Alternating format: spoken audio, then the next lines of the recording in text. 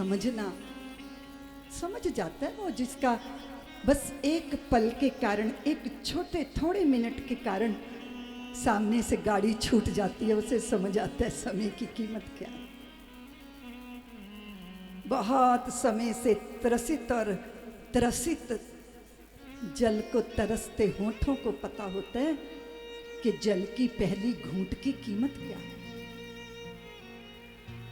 भूखी हो, पेट की आंतें कुल बुला रही हों, उसे पता चलता है कि भोजन के पहले कौर की कीमत क्या होती है। संसार की ठोकरों से आहत घायल चित्त को समझ में आता है कि संतों की शरण का क्या सुख होता है। इसलिए ये मत कहिएगा कि दीदी माँ कोई ब्लैक बोर्ड ना होता तो अच्छा था। नहीं, वो जरूरी था। दुखों की दुनिया से गुजरना जरूरी था, जरूरी था। थपेड़े खाना जरूरी था, ठोकर खाना जरूरी था, जगत में किस्मत आजमाना जरूरी था। अब ये मत समझिएगा मैं पुरुषार्थ का विरोध कर, नहीं नहीं नहीं। सुख के लिए अगर हम कुछ उपलब्धियां उपलब्ध करने की दौड़ में लगे हैं तो ये हमारी महामूढ़ता है। सुख बाहर नहीं है, संतों ने ये दृष्टि दी है। व्यास जी अतृप्त हैं, इतनी रचनाएं रची,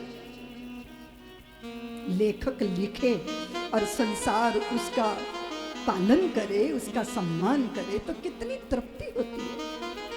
चित्रकार चित्र बनाता है, उसको लगता है कि दुनिया ने इसकी कीमत समझी, उसे अच्छा लगता है। मूर्तिकार कितना श्रम करता है उस अनगढ़ पत्थर में से मूर्ति को तराशने में, उसे तृप्ति मिलती है जब वो मूर्ति किसी मंदिर में प्राण प्रतिष्ठा पाके पूजित होती है। रचना रची, कोई दूसरा क्या धन्य होगा? मैं स्वयं ही धन्य नहीं, मैं स्वयं ही कृतार्थ नहीं, मुझे स्वयं ही कुछ अधूरा लगता है। और ये होता है ईमानदार व्यक्ति जो अपने प्रति सजग है, उसे पता है कि मेरे अंतर चित्त की क्या दशा है। व्यास जी जैसे व्यक्ति जिनका वांग्मय पढ़कर संसार ने मुक्ति के मार्ग प्रशस्त किए। देव ऋषि नारद ने बता दिया कि आपको बुद्धि के शिखर से नीचे उतर के हृदय की अंतस गहराइयों में उतरना होगा, क्योंकि बुद्धि के पास बड़े तर्क हैं और तर्क की कोई गति नहीं है, कोई गति नहीं। वो हर पक्ष में हर जगह लगा दिया जाए तो उसी को सही सिद्ध कर देता है, क्योंकि तर्क की कोई निष्ठा नहीं होती। एक अगर कोई बाजारू स्त्री है, उसका कोई मोल भाव चुका दे, वो उसी की हो जाती है, वो किसी एक की नहीं होती। ऐसे ही बुद्धि का तर्क होता है, उससे कुछ भी सिद्ध कर लिया जा सकता है। उतरो व्यास जी, थोड़ा बुद्धि के शिखर से नीचे उतरो, थोड़ा हृदय की अंतस गहराइयों में। हाँ, कभी कभी सुई तो हो, पर सुई के पीछे धागा ना हो, तो बिना धागे की सुई जिंदगी। सुन रही हो? बिना धागे की सुई जिंदगी, सिले ना कुछ बस चुभ चुभ जाए। बिना धागे की सुई जिंदगी, सिले ना कुछ बस चुभ चुभ जाए। कटी पतंग समान सृष्टि है, ललचाए पर हाथ न आए।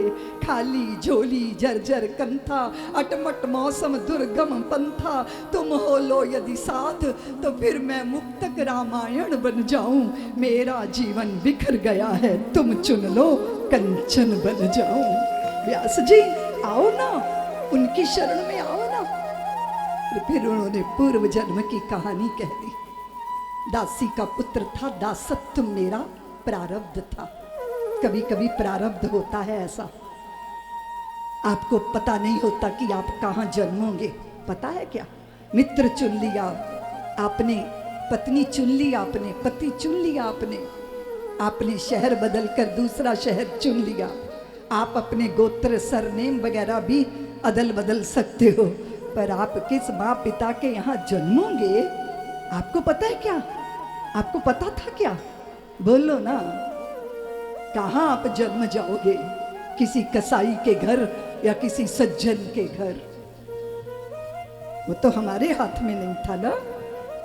और कभी कभी ऐसा होता है कि हमारा जन्म जहाँ हो जाए वहाँ अनुकूलता ना हो, वहाँ विचित्र तरह की दरिद्रता आंतरिक और बाहर हो, लेकिन उस परिस्थिति में भी संभावना है, संभावना है। वो बात अलग है कि पुण्य कृत्य करना चाहिए, ये सज्जनों के, श्रीमंतों के, संतों के संग बैठने का अवसर में गरम गरम दलिया खा रहा है, भाप उठ रही है उस पर, खा रहा है और भिखारी सामने खड़ा है और कहता है मुझे भूख लगी है, मुझे थोड़ा दो ना, भूख लगी है, दो ना मुझे। तो वो देखा भिखारी खड़ा है, दिया नहीं, खाया, स्वयं ही खाया। तो उसकी पुत्र वधू पास आ गई, बोली भिक्षुक से कि भिक्षुक तुम दूसरे घर चले जाओ, यहाँ क्यों अपना समय बर्बाद कर रहे हो, मेरे ससुर आपको क्या देंगे, है ना, वो तो बेचारे स्वयं ही बासी खा रहे हैं, मेरे ससुर बासी खा रहे हैं, आपको नहीं दे सकते, बासी भी कभी दिया जा सकता है। ससुर को इतना गुस्सा चढ़ा, बीपी उनका हाई हो गया, कैसी बदतमीज है, गरम गरम दलिया मैं खा रहा हूँ और ये कह रही है मैं बासी खा रहा हूँ। बोले तू ना बहुत झूठी है, मेरे घर में रहने योग्य नहीं है, जाओ यहाँ से अपने बाप के घर। तो बहू बोली कि पिताजी जब लेने गए थे तब तो बारात सजा के लेने गए थे, अब अकेले ही भेज दोगे, समाज को एकत्रित करो, जरा बता दो मेरा दोष क्या है, मेरे से गलती क्या हुई। बोले मैं गरम दलिया खा रहा था, तूने झूठ बोला कि मैं बासी खा रहा हूँ। तो वो बोली आप बुलाओ ना सबको, मेरे इस झूठ को सिद्ध करो, मैंने जो बोला मेरे वचन को। सबको इकट्ठा किया गया, बहू ने कहा मेरे पक्ष को सुन लो, मेरे ससुर ने तो कहा ना मैं झूठ बोला, मैंने झूठ बोला, मेरे ससुर गरम दलिया खा रहे थे और मैंने कह दिया ये बासी खा रहे हैं। मैं इस घर से सालों बहू बनकर आई हूँ, इस घर में मेरे ससुर की इतनी सेवा हो रही है, इतनी सेवा हो रही है, सब इनकी आज्ञा का पालन करते हैं, पर कभी मैंने इनको किसी को न दान देते देखा, न किसी की भूख बुझाते देखा, न किसी के जख्म पे मरहम लगाते देखा, न किसी अनजाने भटके पथक को पथ बताते देखा, पर ये इतना सुख भोग रहे हैं। तो मैं सोचती हूँ कि इन्होंने जरूर पूर्व जन्म में कुछ मोती दान किए होंगे, तभी ये इतना सुख भोग रहे हैं। तो मैंने ये कहा था कि ये बासी खा रहे हैं, यानी ये पिछले जन्म का कमाया इस जन्म खा रहे हैं। मैंने कहा झूठ बोला। सबने कहा भाई तेरी बहू तो बड़ी सुपात्र है, बड़ी विदुषी है, बड़ी अच्छी बात की उसने, तुम बासी तो खा रहे हो। और कदाचित हमें भी अपने को टटोल लेना चाहिए कि बासी खा रहे हैं या फिर कुछ ताज़ा भी कमाने का प्रयत्न करना चाहिए। आपका श्रीमद् भागवत के चरणों में आना ऐसा ही है, वो बासी जो था ना वो खींच के यहाँ ले आया है, और ये जो कमा रहे हो ना ये ताज़ा ताज़ा कमा रहे हो, ताकि जन्म भी हो तो श्रीमंतों के घर में, सज्जनों के घर में, भक्त के घर में जन्म हो। लेकिन कदाचित हम दुष्टों के घर में जन्म जाएं तो, विभीषण तो ऐसे ही थे ना, प्रहलाद तो ऐसे ही थे ना। अगर वातावरण सही नहीं है, उस वातावरण से निकलकर कुछ अपनी अनुकूलताएं तलाश लेना, ये प्रभु की कृपा है या प्रयास है या प्रार्थना है, तुम इसको जो भी मर्जी कह लो। हरिदास नाम रख लिया था मेरा, देव ऋषि बोले, क्योंकि मेरे भाग्य का उदय हो गया था, दासी का पुत्र था और मेरी माँ संतों की सेवा, ब्राह्मणों की सेवा में संलग्न थी।